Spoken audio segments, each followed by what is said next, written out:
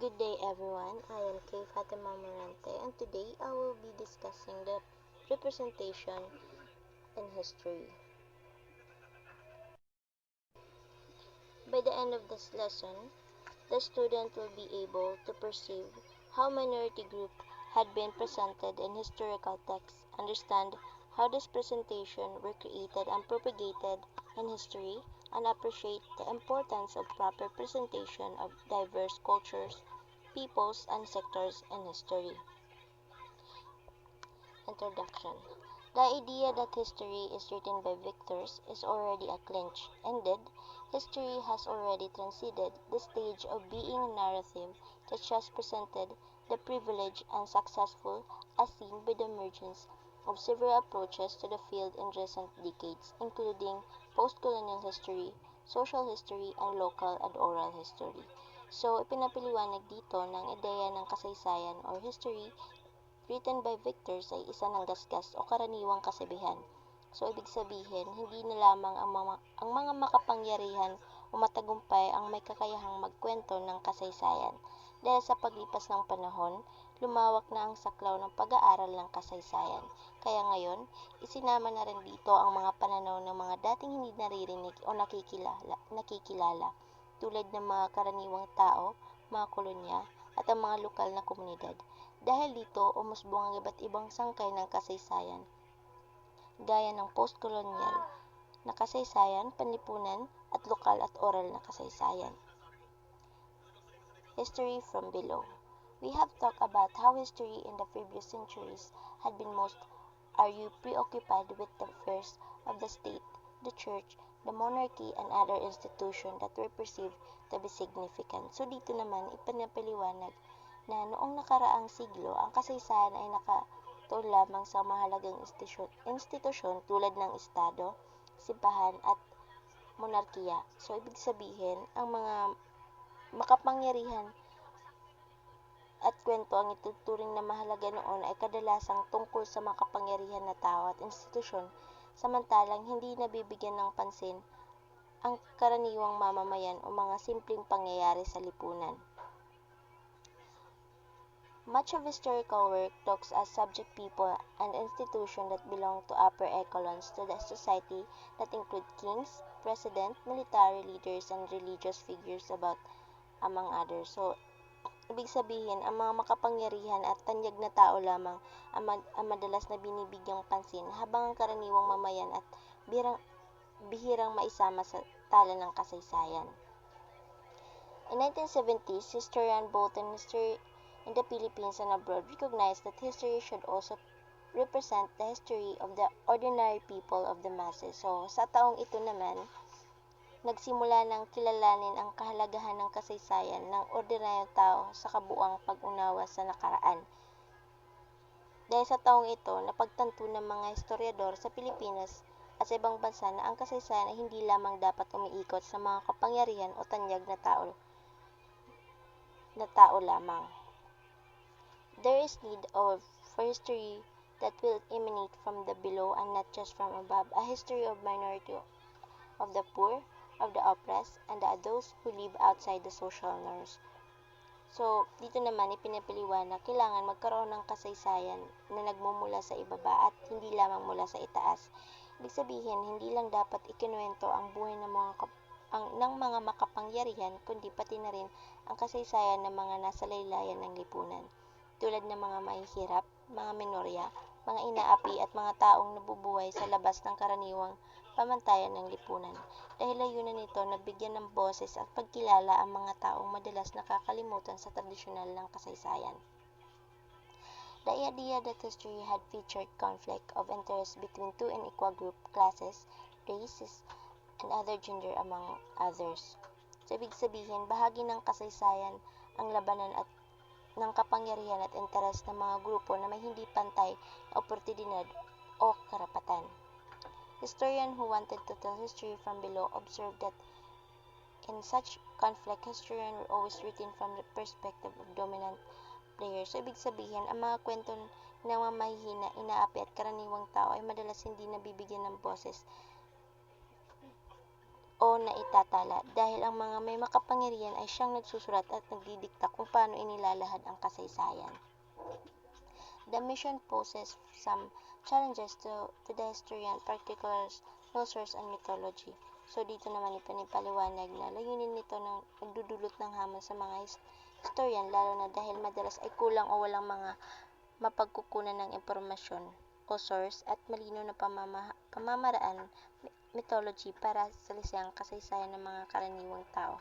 Ibig sabihin, mahirap para sa mga historiador na tuklasin at patunayan ang mga kwento ng mga taong hindi naisulat o naitala sa opisyal na kasaysayan.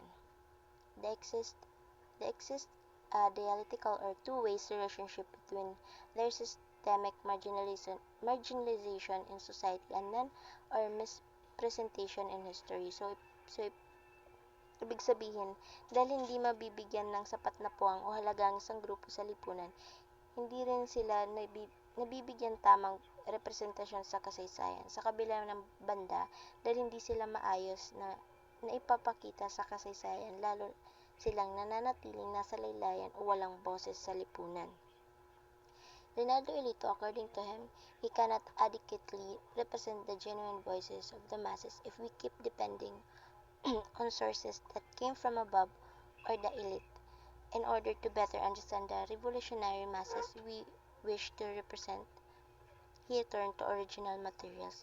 So ayon kay Rinaldo Elito, hindi natin tunay na maipapakita o maipapahayag ang mga boss ng masa kung patuloy tayong aasa lamang sa mga pinagmumulan ng impormasyon na galing sa mga nasa itaas o sa mga elitista. Upang mas maunawaan niya ang revolusyonaryong masa na nais niyang bigyang tinig, bumaling siya sa mga orihinal o unang hanggang pinagkunan ng impormasyon, mga materyales na nagmula mismo sa karanasan at pananaw ng mga karaniwang tao. Among this was the Passion, which he claimed was well known for the period of Spanish colonization, the majority for the Christianized local sang and committed a memory. A comparable example can also be found in the hymn of the Cofradia de San Jose that were studied in Unit 2. So, isa sa mga ito ang Pasyon, na ayon kay Elito ay kilalang-kilala sa mga tao sa panahon ng pananakop ng Espanyol. Karamihan sa mga nasalin sa Kristyanismo, tinawid ang isinaulo ang Pasyon. William Henry Scott argued that it may be hard, but it's view the past through in veneer of Persian curtains. Ibig sabihin nito, ang ating pag-unawa sa kasaysayan ay madalas nasasala o naapektuhan ng pananaw ng mga sumulat ng mga dokumento iyon, na kadalasan ay mga Espanyol o nasa mataas na katayuan sa lipunan, kaya't may harang o tabing sa pagitan ng mga tunay na karanasan ng mga karaniwang tao noon at ating kasulayang pagtinig sa nakaraan. The challenge for the historian, according to Scott, would be able to locate. So, ibig sabihin, hindi kailangan ng mga historian na humanap ng mga paraan upang makita ang mga bahagi ng katotohanan na hindi ganap o naitala o sinadyang itago sa mga opisyal na nakasulatan ng mga Espanyol ng mga nasa kapangyarihan. And documentation that was in to formalize the Spanish occupation of Manila, Scott. So, ibig sabihin, bagaman tila pumayag ang mga katutubong pinuno sa kasunduan, maaring hindi nila talaga sinuportahan ang mga pananakop kundi napilitan lamang o nagpakita ng pakikisama dahil sa sitwasyon. Sa ganitong pagbasa, ibinigay ni Scott ng counter perspective o ibang pananaw ang karaniwang paniniwala ng mga leader noong ika-16 na siglo ay kusa na bukal sa loob sa pakikipagtulong ng mga mananakop. Women in Philippine History.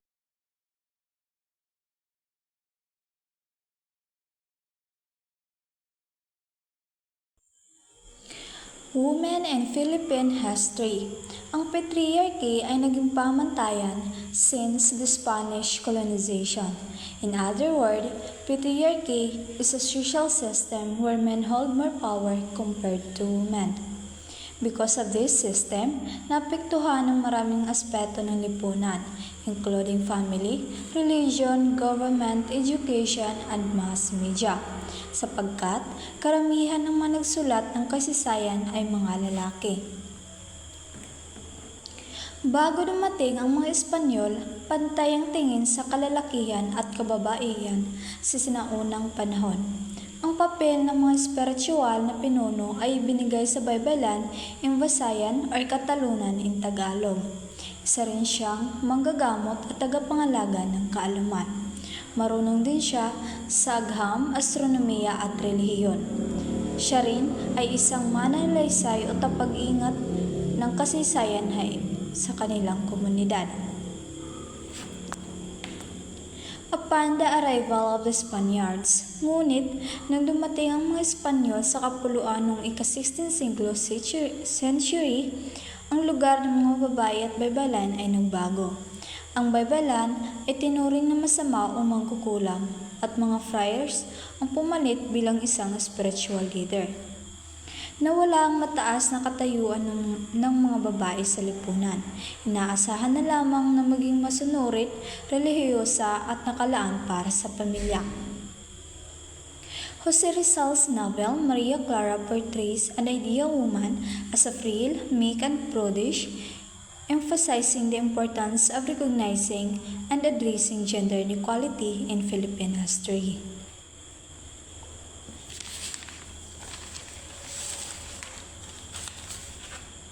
Moros and Philippine history. The term Moro in Philippine history begins with the Moorish rule of Spain from 711 to 1492. The Spaniards colonized the Philippines in 1565 and assigned names to people they encountered and eventually colonized. Ang mga Pilipino mula sa Luzon at Visayas na tumanggap sa pamumuno ng Espanya ay tinawag na Indios. Ang mga Moro ay hindi katutubong pangalan ng mga naninirahan sa Mindanao but one that was misappropriated to them by the Spanish.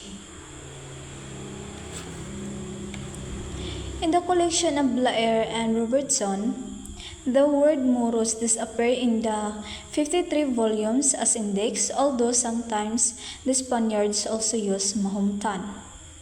Ang mga Amerikano ay hindi nagpatuloy sa alitan na ito nang dumating sila. Sa halip, plinano nilang payagan ang mga Moro na makapasok sa pamamahala ng Amerika sa pamamagitan ng mapayapang paraan. Isa sa mga ito ang edukasyon para sa mga batang Moro at para kontrolin sila. Ngunit, ang mga Moro ay lumalaban sa mga pagtatangka na ito. Murillo Velarde described Muslims in Mindanao as tenacious in their errors, unfaithful to their words, traitors to their dealings, discriminating with regard to what is convenient to them, and fearless in war rather than valorous their rash. Ang mga Amerikano ay minana mula sa mga Espanyol ay tinawag na historiador na si Najib Salibi noong 1913 bilang The Moro Problem. Ang epekto ng pamumuno ng Amerikano sa mga Moro ay malubha, na may higit sa 20 paaralan na sinunog at halos hindi na gumagana ang sistema ng edukasyon. Gayunpaman, para kay Gobernador ng lalawigan ng Moro, 1909 to 1913, Kapitan John Pershing, the only good Moro is a dead Moro. Professor Gerald Son Hayden wrote about the impact of the American rule on the Moros in 1928. Moros and Philippine history. Isang delegasyon ng mga pinuno ng Moro ang sumulat sa Kongreso ng US noong 1924 na sinasabi sa kanila, "You have left us defenseless and it's your duty to protect us, or return to us the weapons you took from us, and which we freely give you, relying on your promises." The Spaniards inadvertently connected the ethno-linguistic identities of these inhabitants and delineated them based on faith, equated being Muslim, following the Mahomtan faith to Moro. The Islamic concept of the Ummah or community was encapsulated in the term Bangsa or nation, hence Bangsa Moro. Bangsa Moro represent our roots, our culture, and our home. Ngunit para sa ating mga taong Moro, ang Bangsamoro ay higit pa sa iyon.